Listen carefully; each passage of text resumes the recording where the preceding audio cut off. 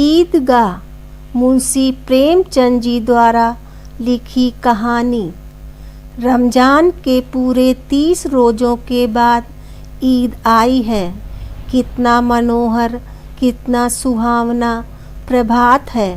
वृक्षों पर अजीब हरियाली है। खेतों में कुछ अजीब रौनक है। आसमान पर कुछ अजीब लालिमा है। आज का सूर्य देखो, कितना प्यारा, कितना शीतल है। यानी संसार को ईद की बधाई दे रहा है। गांव में कितनी हलचल है।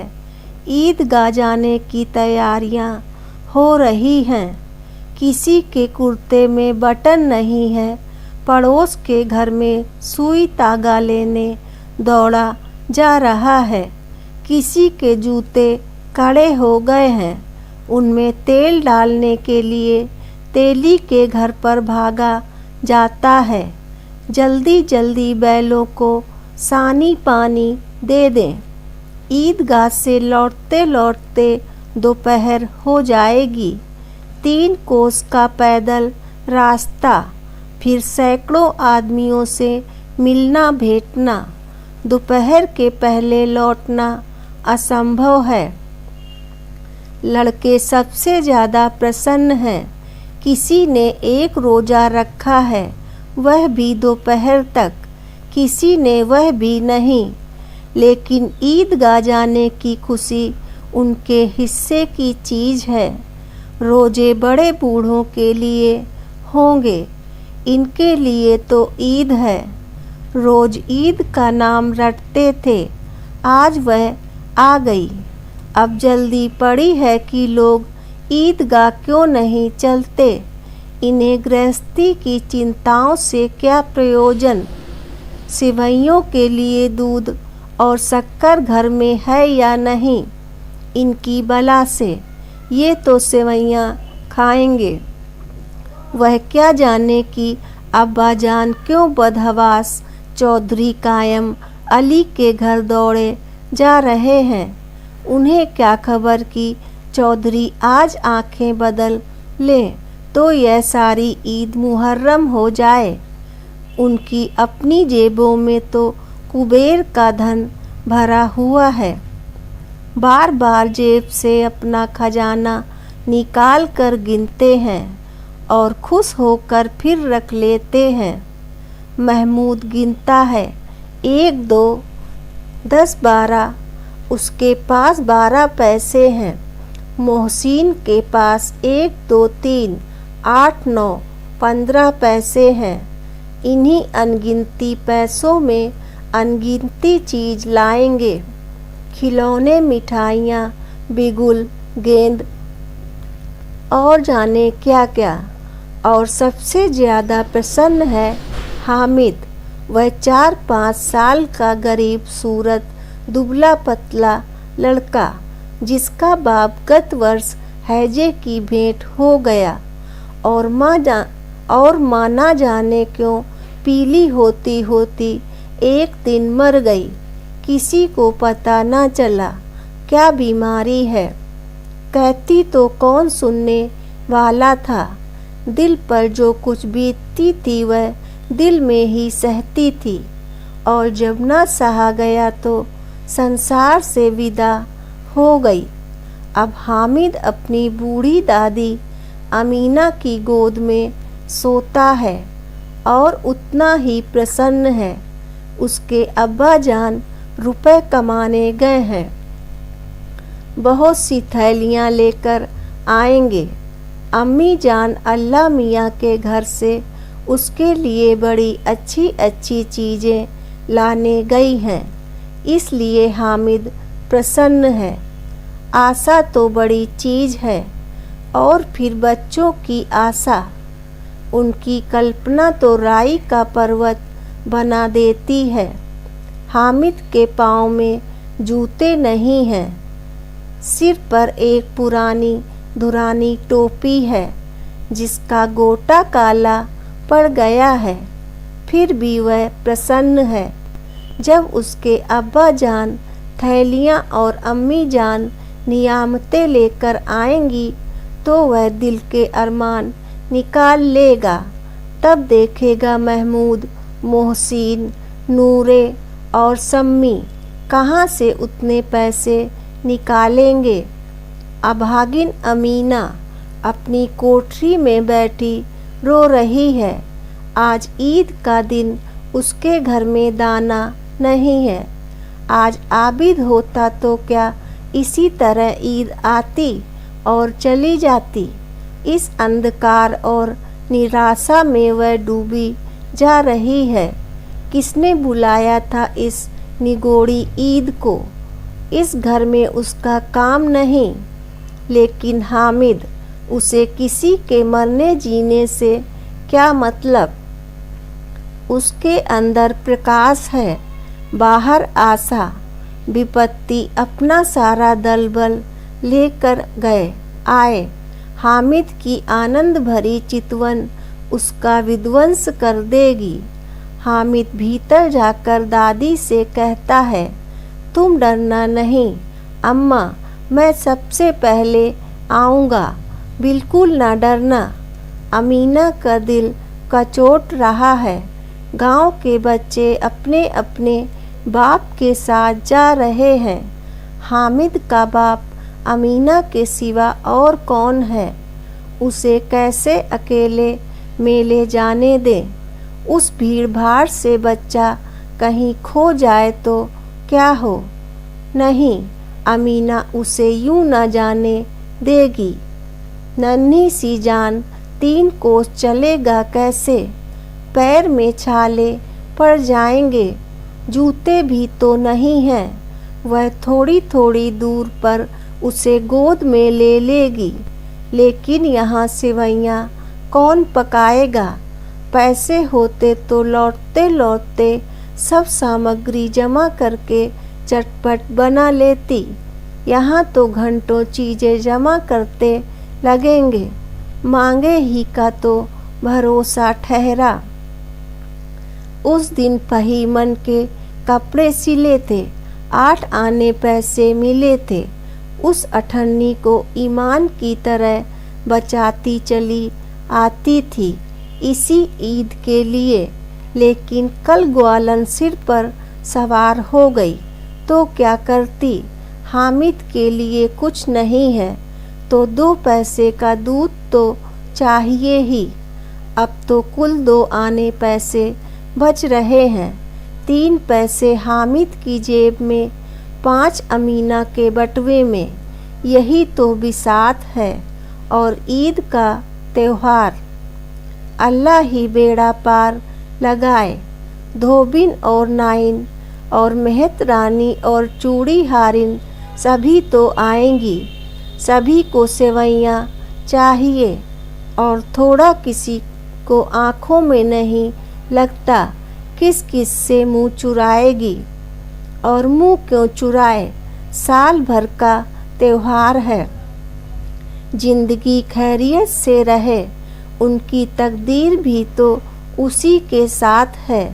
बच्चे को खुदा सलामत रखे, दिन भी कट जाएंगे। गांव से मेला चला और बच्चों के साथ हामिद भी जा रहा था। कभी सबके सब दौड़कर आगे निकल जाते, फिर किसी पेड़ के नीचे खड़े होकर साथ वालों का इंतजार करते। यह लोग क्यों इतना धीरे धीरे चल रहे हैं। हामिद के पैरों में तो जैसे पर लग गए हैं। वह कभी थक सकता है।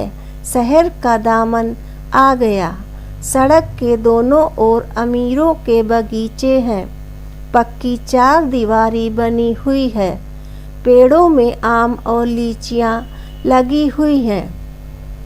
कभी कभी कोई लड़का कंकड़ी उठाकर आम पर निशान लगाता है। माली अंदर से गाली देता हुआ निकलता है। लड़के वहाँ से एक फलांग पर हैं, खूब हंस रहे हैं। माली को कैसा उल्लू बनाया है। बड़ी बड़ी इमारतें आने लगीं। यह अदालत है, यह कॉलेज है, यह क्लब घर है। इतने बड़े कॉलेज में कितने लड़के पढ़ते होंगे। सब लड़के नहीं हैं जी, बड़े बड़े आदमी हैं। सच उनकी बड़ी बड़ी मूछें हैं।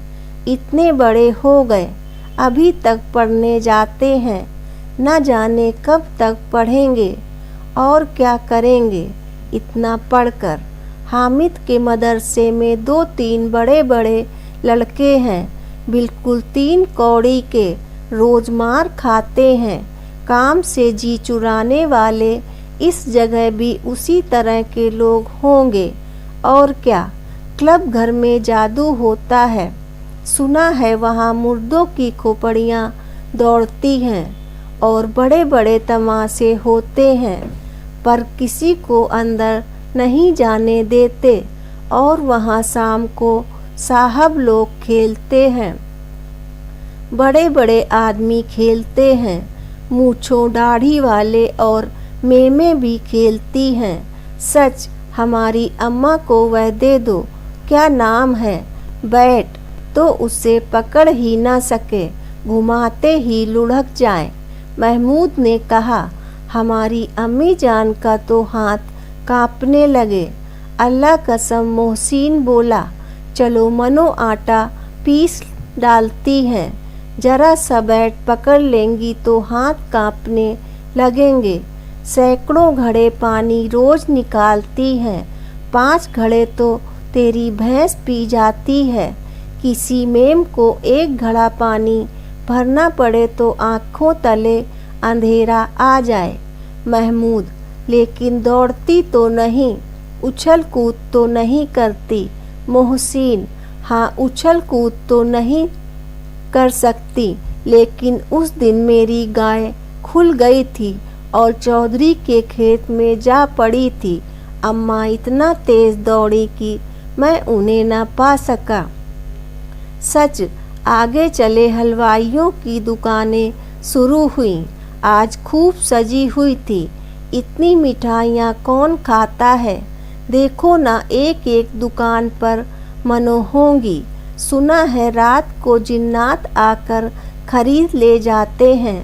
अब्बा कहते थे कि आधी रात को एक आदमी हर दुकान पर जाता है और जितना माल बचा होता है वह तुलवा लेता है और सचमुच के रुपए देता है।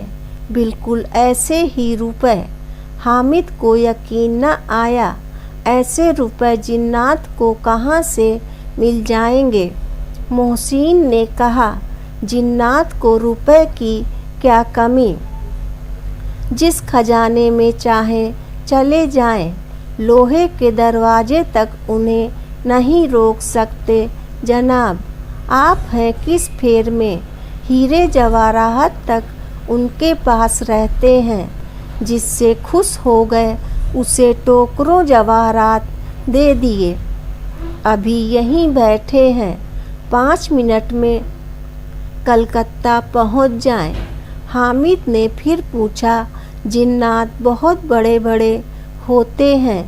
मोहसिन, एक एक आसमान के बराबर होता है जी।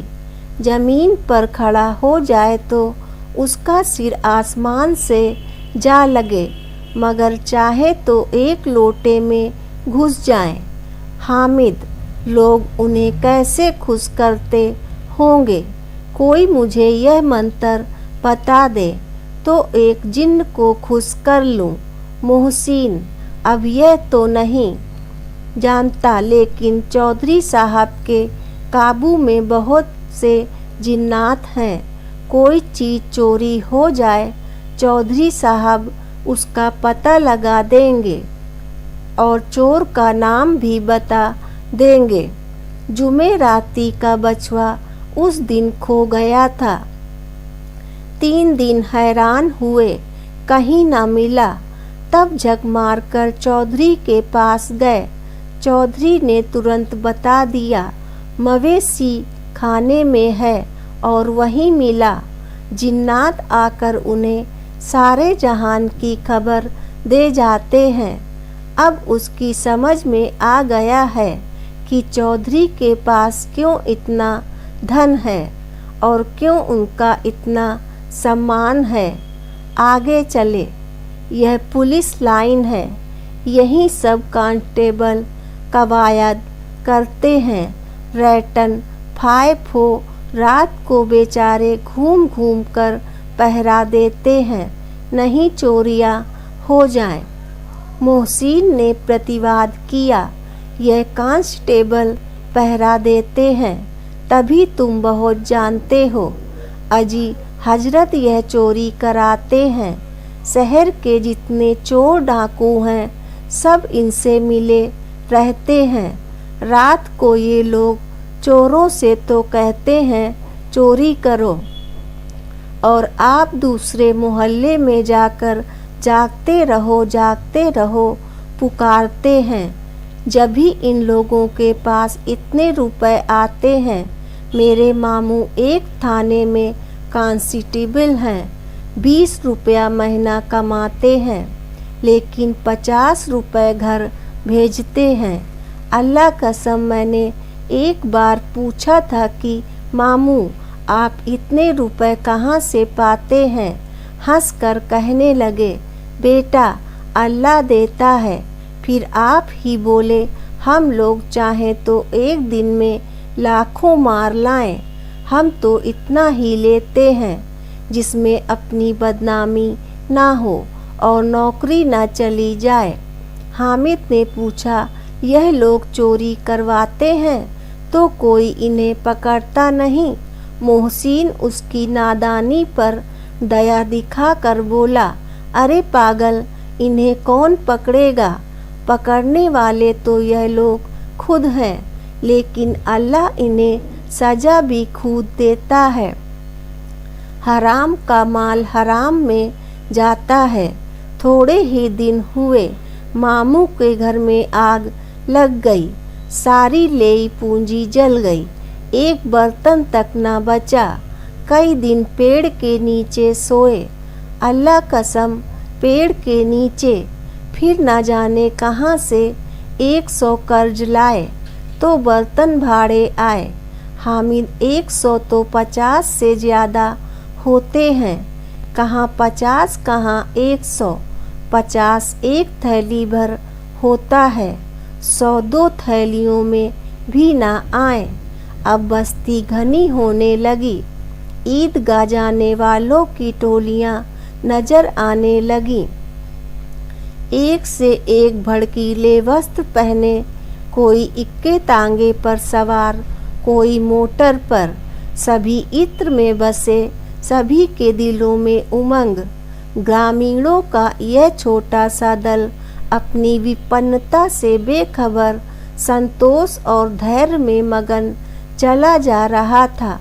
बच्चों के लिए नगर की सभी चीज़ें अनोखी थीं। जिस चीज़ की ओर ताकते ताकते ही रह जाते, और पीछे से बराबर हार्न की आवाज़ होने पर भी न चेतते। हामिद तो मोटर के नीचे जाते जाते बचा। सहसा ईदगाह नजर आया। ऊपर इमली के घने वृक्षों की छाया है, नीचे पक्का फर्श है जिस पर जाजिम बिछा हुआ है, और रोजेदारों की पंक्तियां एक के पीछे एक न जाने कहाँ तक चली गई हैं। पक्के जगत के नीचे तक जहाँ जाजिम भी नहीं है। नए आने वाले आकर पीछे की कतार में खड़े हो जाते हैं। आगे जगह नहीं है, यहाँ कोई धन और पद नहीं देखता। इस्लाम की निगाह में सब बराबर है। इन ग्रामीणों ने भी वजू किया और पिछली पंक्ति में खड़े हो गए। कितना सुंदर संचालन है, कितनी सुंदर व्यवस्था। लाखों सिर एक साथ सिजदे में झुक जाते हैं, फिर सबके सब एक साथ खड़े हो जाते हैं, एक साथ झुकते हैं और एक साथ घुटनों के बल बैठ जाते हैं। कई बार यही क्रिया होती है जैसे बिजली की लाखों बत्तियां एक साथ प्रदीप्त हों और एक साथ बुझ जाएं और यही क्रम चलता रहे। कितना अपूर्व दृश्य था, जिसकी सामूहिक क्रियाएं, विस्तार और अनंतता हृदय को श्रद्धा, गर्व और आत्मानंद से भर देती थी।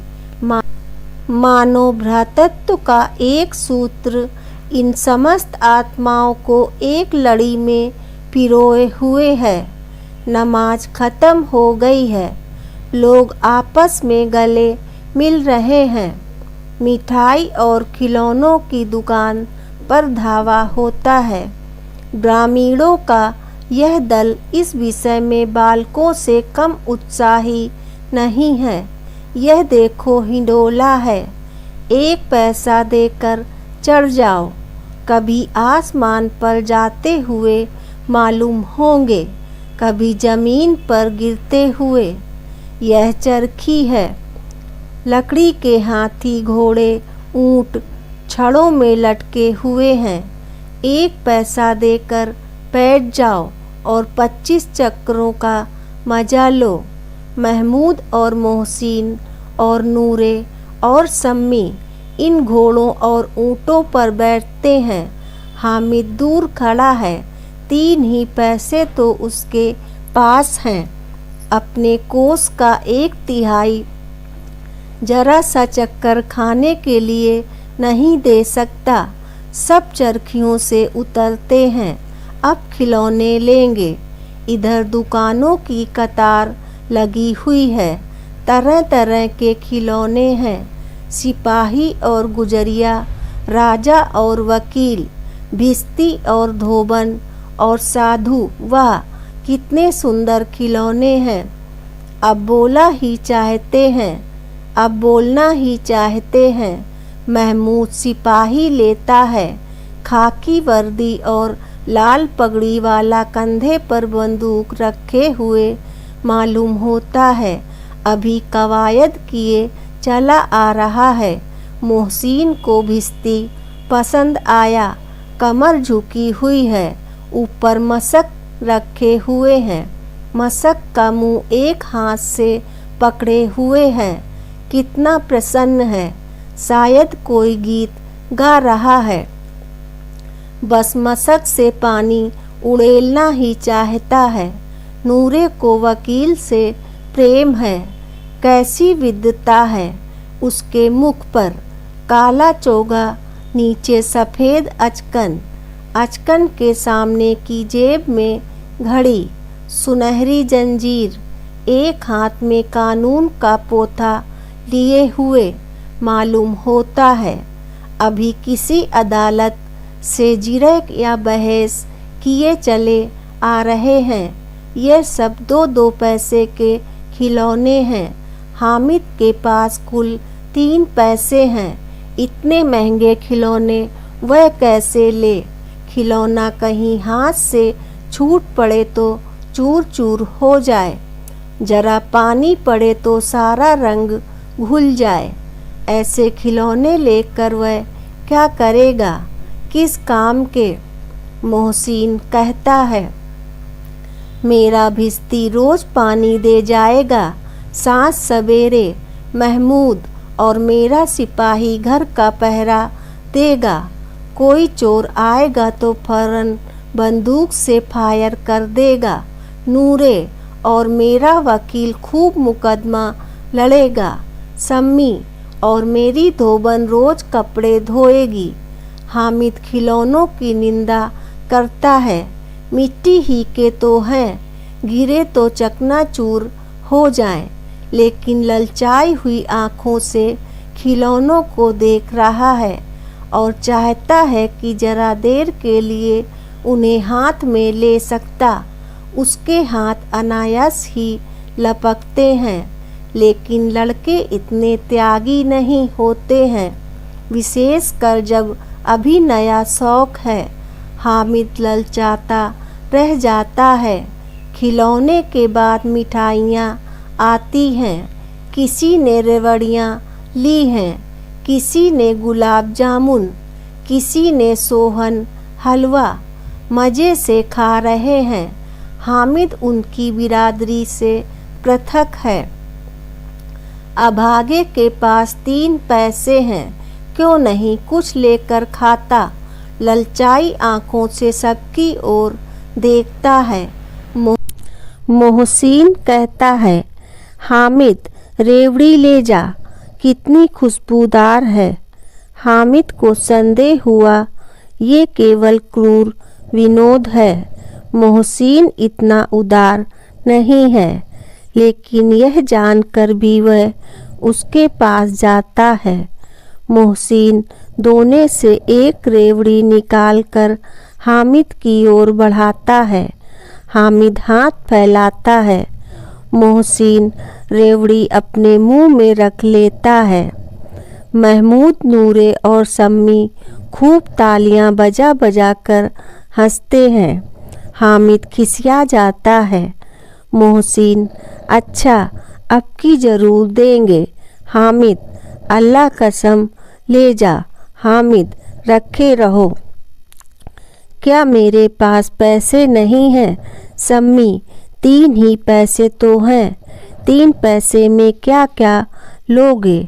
महमूद, हमसे गुलाब जामुन ले जाओ। हामिद, मोहसिन बदमाश है। हामिद, मिठाई कौन बड़ी नेमत है। किताब में इसकी कितनी बुराइयां लिखी हैं। मोहसिन, लेकिन दिल में कह रहे होंगे कि मिले तो खा लें, अपने पैसे क्यों नहीं निकालते। महमूद, हम समझते हैं इसकी चालाकी। जब हमारे सारे पैसे खर्च हो जाएंगे तो हमें ललचा ललचा कर खाएगा। मिठाइयों के बाद कुछ दुकानें लोहे की चीज़ों की, कुछ गिफ्ट और कुछ गहनों की। लड़कों के लिए यहाँ कोई आकर्षण न था। वे सब आगे बढ़ जाते हैं। हामिद लोहे की दुकान पर रुक जाता है। कई चिमटे रखे हुए थे। उसे ख्याल आया दादी के पास चिमटा नहीं है। तवे से रोटियां उतारती हैं तो हाथ जल जाता है। अगर वह चिमटा ले जाकर दादी को दे दे तो वह कितना प्रसन्न होंगी। फिर उनकी उंगलियां कभी ना जलेंगी। घर में एक काम की चीज़ हो जाएगी। खिलौने से क्या फ़ायदा, व्यर्थ में पैसे खराब होते हैं। जरा देर ही तो खुशी होती है, फिर तो खिलौने को कोई आँख उठाकर नहीं देखता, या तो घर पहुँचते पहुँचते टूट फूट कर बराबर हो जाएंगे। चिमटा कितने काम की चीज़ है। रोटियां तवे से उतार लो, चूल्हे में सेक लो। कोई आग मांगने आए तो चटपट चूल्हे से आग निकाल कर उसे दे दो। अम्मा बेचारी को कहाँ फुर्सत है कि बाजार आए, और इतने पैसे ही कहाँ मिलते हैं। रोज़ हाथ जला लेती हैं। हामिद के साथी आगे बढ़ गए हैं। सबील पर सब के सब शरबत पी रहे हैं। देखो सब कितने लालची हैं। इतनी मिठाइयाँ ली, मुझे किसी ने एक भी ना दी। उस पर कहते हैं मेरे साथ खेलो, मेरा यह काम करो। अब अगर किसी ने कोई काम करने को कहा तो पूछूंगा, खाएं मिठाइयाँ, आप मुँह सड़ेगा, फोड़े फुंसियाँ निकलेंगी, आप ही जवान चटोरी हो जाएगी। तब घर से पैसे चुराएंगे और मार खाएंगे। किताब में झूठी बातें थोड़े ही लिखी हैं, मेरी जबान क्यों खराब होगी। अम्मा चिमटा देखते ही दौड़कर मेरे हाथ से ले लेंगी और कहेंगी, मेरा बच्चा अम्मा के लिए चिमटा लाया है। हजारों दुआएं देंगी, फिर पड़ोस की औरतों को दिखाएंगी। सारे गांव में चर्चा होने लगेगी, हामिद चिमटा लाया है। कितना अच्छा लड़का है। इन लोगों के खिलौनों पर कौन इन्हें दुआएं देगा। बड़ों की दुआएं सीधे अल्लाह के दरबार में पहुंचती हैं और तुरंत सुनी जाती हैं। मेरे पास पैसे नहीं हैं, तभी तो मोहसिन और महमूद यूं मिजाज दिखाते हैं। मैं भी इनसे मिजाज दिखाऊंगा। खेलें खिलौने और खाएं मिठाइयाँ। मैं नहीं खेलता खिलौने, किसी का मिजाज क्यों सहूं। मैं गरीब सही, किसी से कुछ मांगने तो नहीं जाता। आखिर अब्बा जान कभी न कभी आएंगे, अम्मी भी आएंगी ही। फिर इन लोगों से पूछूंगा कितने खिलौने लोगे। एक एक को टोकरियों खिलौने दूं और दिखा दूं कि दोस्तों के साथ इस तरह का सलूक किया जाता है। यह नहीं कि एक पैसे की रेवड़ियाँ ली तो चिढ़ा चिढ़ा कर खाने लगे। सब के सब हंसेंगे कि हामिद ने चिमटा लिया है। हंसे मेरी बला से। उसने दुकानदार से पूछा, यह चिमटा कितने का है। दुकानदार ने उसकी ओर देखा और कोई आदमी साथ न देखकर कहा, तुम्हारे काम का नहीं है जी। बिकाऊ है कि नहीं। बिकाऊ क्यों नहीं है और यहाँ क्यों लाद कर लाए हैं, तो बताते क्यों नहीं। कै पैसे का है। 6 पैसे लगेंगे। हामिद का दिल बैठ गया। ठीक ठीक बताओ। ठीक ठीक 5 पैसे लगेंगे। लेना हो लो, नहीं तो चलते बनो। हामिद ने कलेजा मजबूत करके कहा, 3 पैसे लोगे। यह कहता हुआ वह आगे बढ़ गया कि दुकानदार की घुड़कियां न सुने। लेकिन दुकानदार ने घुड़कियां नहीं दी, बुलाकर चिमटा दे दिया। हामिद ने उसे इस तरह कंधे पर रखा मानो बंदूक है और शान से अकड़ता हुआ संगियों के पास आया। जरा सुने सबके सब क्या क्या आलोचनाएं करते हैं। मोहसिन ने हंसकर कहा, यह चिमटा क्यों लाया पगले, इसे क्या करेगा। हामिद ने चिमटे को जमीन पर पटक कर कहा, जरा अपना भिस्ती जमीन पर गिरा दो, सारी पसलियां चूर चूर हो जाएं। बच्चों की महमूद बोला, तो यह चिमटा कोई खिलौना है। हामिद, खिलौना क्यों नहीं है, अभी कंधे पर रखा बंदूक हो गई। हाथ में लिया फकीरों का चिमटा हो गया। चाहूँ तो इससे मंजीरे का काम ले सकता हूँ। एक चिमटा जमा दूँ तो तुम लोगों के सारे खिलौनों की जान निकल जाए। तुम्हारे खिलौने कितना ही जोर लगाएं, मेरे चिमटे का बाल भी बांका नहीं कर सकते। मेरा बहादुर शेर है चिमटा। सम्मी ने खंजरी ली थी। प्रभावित होकर बोला, मेरी खंजरी से बदलोगे, 2 आने की है। हामिद ने खंजरी की ओर उपेक्षा से देखा। मेरा चिमटा चाहे तो तुम्हारी खंजरी का पेट फाड़ डाले। बस एक चमड़े की झिल्ली लगा दी। ढब ढब बोलने लगी, जरा सा पानी लग जाए तो खत्म हो जाए। मेरा बहादुर चिमटा आग में, पानी में, आंधी में, तूफान में बराबर डटा खड़ा रहेगा। चिमटे ने सभी को मोहित कर लिया। लेकिन अब पैसे किसके पास धरे हैं। फिर मेले से दूर निकल आए हैं। 9 कब के बज गए। धूप तेज हो रही है।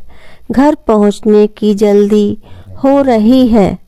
बाप से जिद भी करे तो चिमटा नहीं मिल सकता। हामिद है बड़ा चालाक, इसीलिए बदमाश ने अपने पैसे बचा रखे थे। अब बालकों के दो दल हो गए हैं, मोहसिन, महमूद, सम्मी और नूरे एक तरफ हैं, हामिद अकेला दूसरी तरफ शास्त्रार्थ हो रहा है। सम्मी तो विधर्मी हो गया, दूसरे पक्ष से जा मिला, लेकिन मोहसिन, महमूद और नूरे भी हामिद से एक एक दो दो साल बड़े होने पर भी हामिद के आघातों से आंतरिक हो उठे हैं। उसके पास न्याय का बल है और नीति की शक्ति। एक ओर मिट्टी है, दूसरी ओर लोहा, जो इस वक्त अपने को फौलाद कह रहा है। वह अजय है, घातक है। अगर कोई शेर आ जाए तो मियाँ भिश्ती के छक्के छूट जाएं। मियाँ सिपाही मिट्टी की बंदूक छोड़कर भागे। वकील साहब की नानी मर जाए, चोगे में मुंह छिपाकर जमीन पर लेट जाए, मगर यह चिमटा, यह बहादुर, यह रुस्तमे हिंद लपक कर शेर की गर्दन पर सवार हो जाएगा और उसकी आंखें निकाल लेगा। मोहसिन ने एड़ी चोटी का जोर लगाकर कहा, अच्छा पानी तो नहीं भर सकता। हामिद ने चिमटे को सीधा खड़ा करके कहा, भिश्ती को एक डांट बताएगा तो दौड़ा हुआ पानी लाकर उसके द्वार पर छिड़कने लगेगा। मोहसिन परास्त हो गया, पर महमूद ने कुमुक पहुंचाई। अगर बच्चा पकड़ जाए तो अदालत में बंधे बंधे फिरेंगे, तब तो वकील साहब के पैरों पड़ेंगे। हामिद इस प्रबल तर्क का जवाब न दे सका। उसने पूछा, हमें पकड़ने कौन आएगा? नूरे ने अकड़ कर कहा, यह सिपाही, बंदूक वाला। हामिद ने मुंह चिढ़ाकर कहा, यह बेचारे हम बहादुर रुस्तमे हिंद को पकड़ेंगे। अच्छा लाओ, अभी जरा कुश्ती हो जाए, इसकी देखकर दूर से भागेंगे, पकड़ेंगे क्या? बेचारे मोहसिन को एक नई चोट सूझ गई। तुम्हारे चिमटे का मुंह रोज आग में जलेगा। उसने समझा था कि हामिद लाजवाब हो जाएगा, लेकिन यह बात न हुई। हामिद ने तुरंत जवाब दिया, आग में बहादुर ही कूदते हैं जनाब। तुम्हारे यह वकील, सिपाही और भिश्ती लेडियों की तरह घर में घुस जाएंगे। आग में कूदना वह काम है जो यह रुस्तमे हिंद ही कर सकता है। महमूद ने एक जोर लगाया, वकील साहब कुर्सी मेज पर बैठेंगे, तुम्हारा चिमटा तो बावर्ची खाने में जमीन पर पड़ा रहेगा। इस तर्क ने सम्मी और नूरे को भी सजीव कर दिया। कितने ठिकाने की बात कही है पिटपट्टे ने। चिमटा बावर्ची खाने में पड़ा रहने के सिवा और क्या कर सकता है? हामिद को कोई फड़कता हुआ जवाब न सूझा तो उसने धांधली शुरू की, मेरा चिमटा बावर्ची खाने में नहीं रहेगा।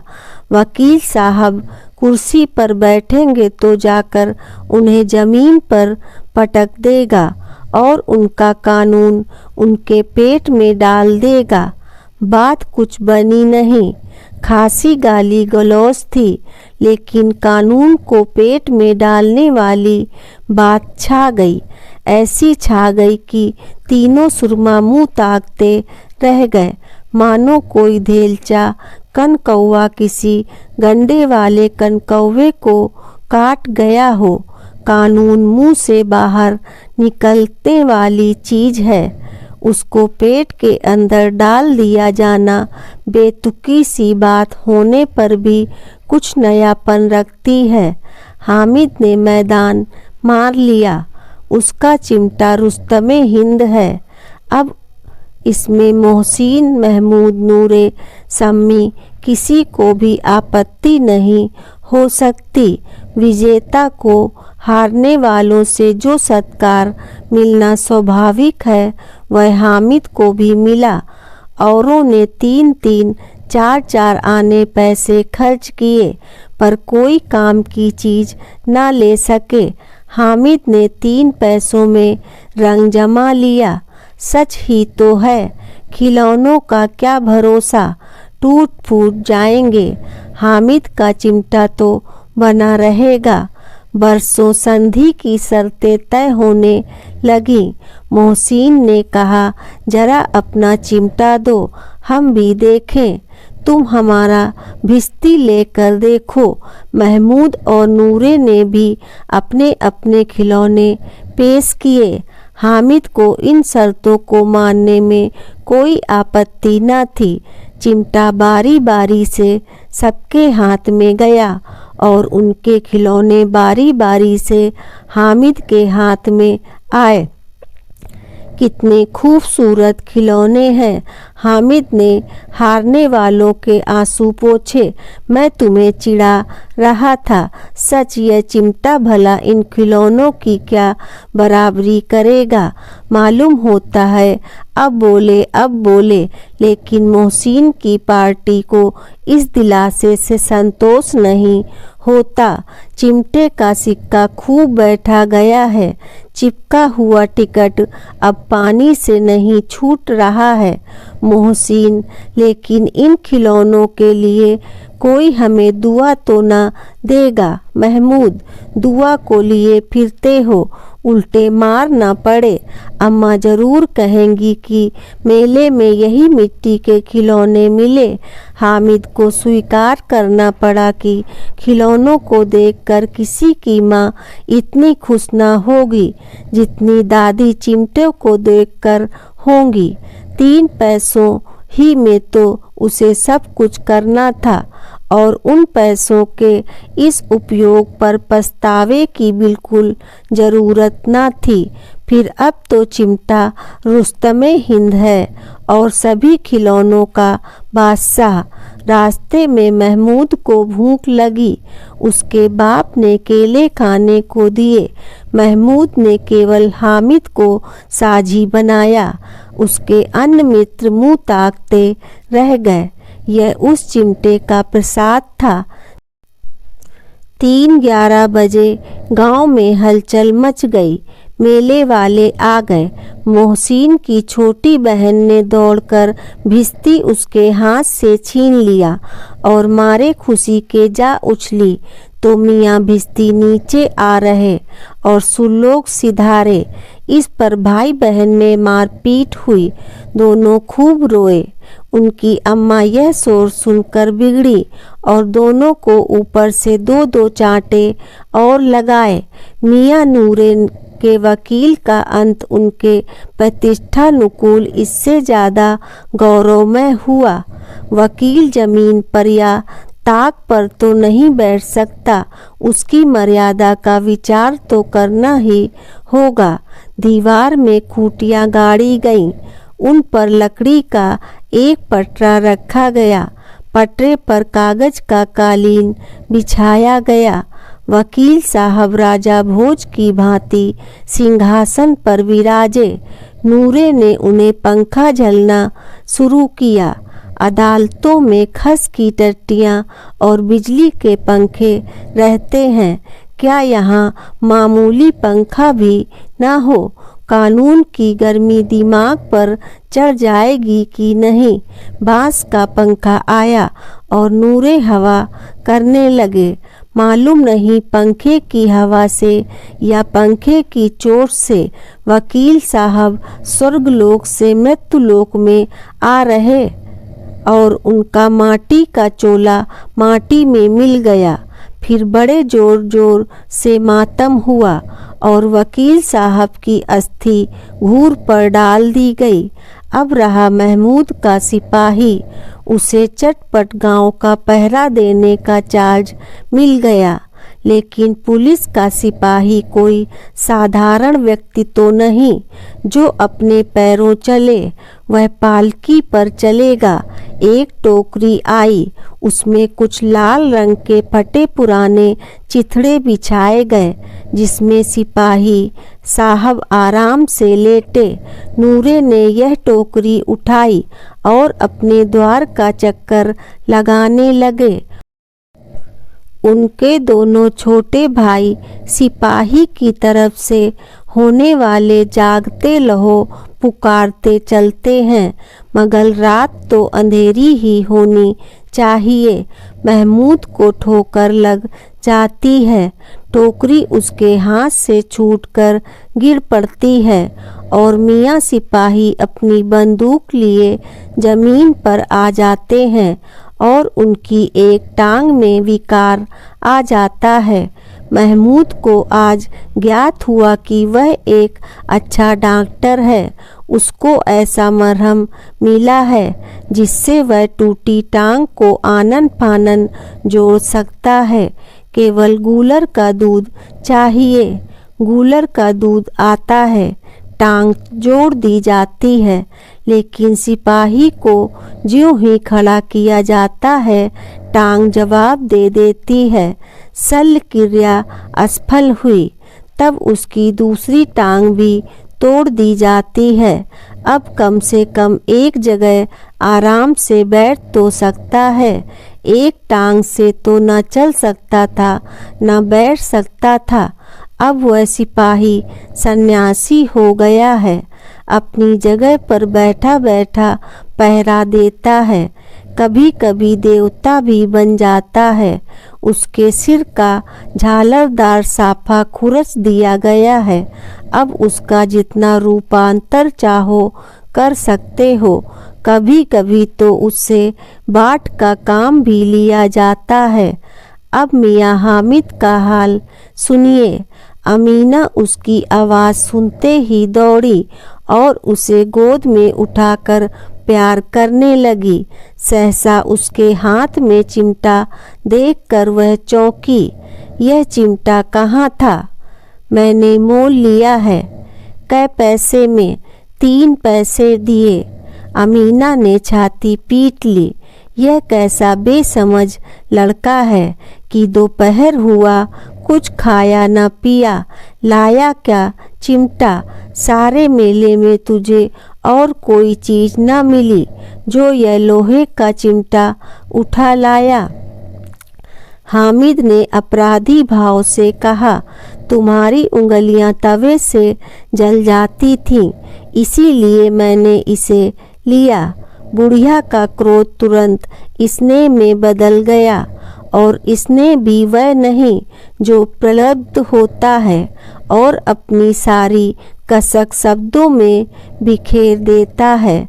यह मूक स्नेह था, खूब ठोस रस और स्वाद से भरा हुआ।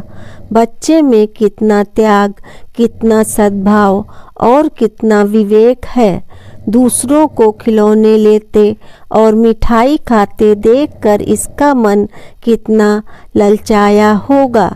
इतना जब्त इससे हुआ कैसे? वहाँ भी इसे अपनी बुढ़िया दादी की याद बनी रही। अमीना का मन गदगद हो गया। और अब एक बड़ी विचित्र बात हुई। हामिद के इस चिमटे से भी विचित्र। बच्चे हामिद ने बूढ़े हामिद का पार्ट खेला था। बुढ़िया अमीना बालिका अमीना बन गई। वह रोने लगी, दामन फैलाकर हामिद को दुआएं देती जाती थी और आंसू की बड़ी बड़ी बूंदें गिराती जाती थी। हामिद इसका रहस्य क्या समझता? जय श्री कृष्णा। दोस्तों, आपको ये कहानी कैसी लगी कृपया कमेंट करके ज़रूर बताएं। वीडियो पसंद आया हो तो लाइक करें और आगे की ऐसी ही कथा कहानियाँ एवं जानकारियों को जानने के लिए चैनल को सब्सक्राइब अवश्य करें। धन्यवाद।